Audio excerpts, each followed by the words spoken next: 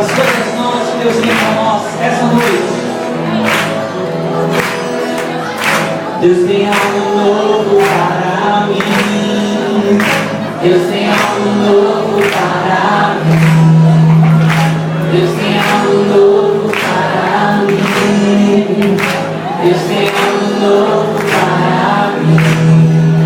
Louvado, adorado, exaltar seu nome para sempre.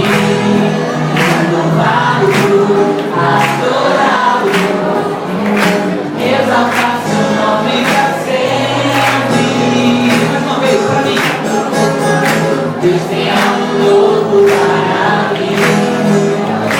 Deus tem algo novo para mim. Deus tem algo novo para mim.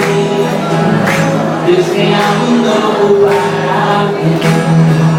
Louvado, adorado, exaltar seu nome para sempre.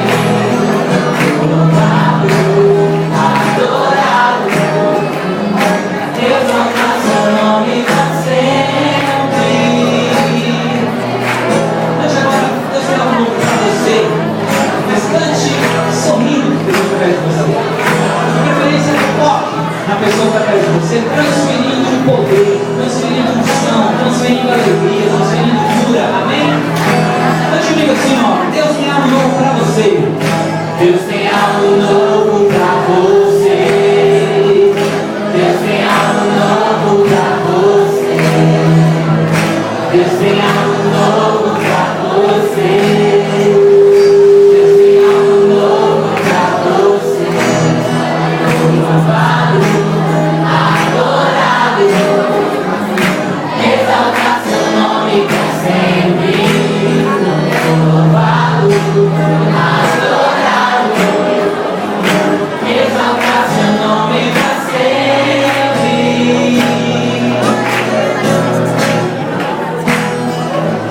Vamos fazer um teste aqui agora.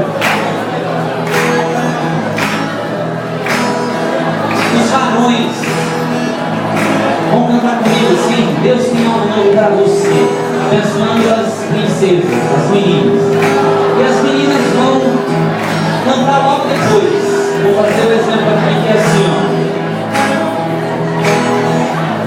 Deus tem algo novo para Deus tem algo novo.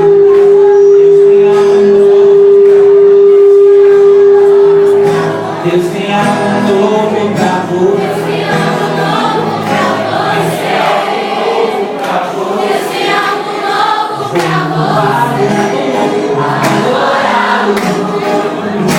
Exaltar seu nome para sempre.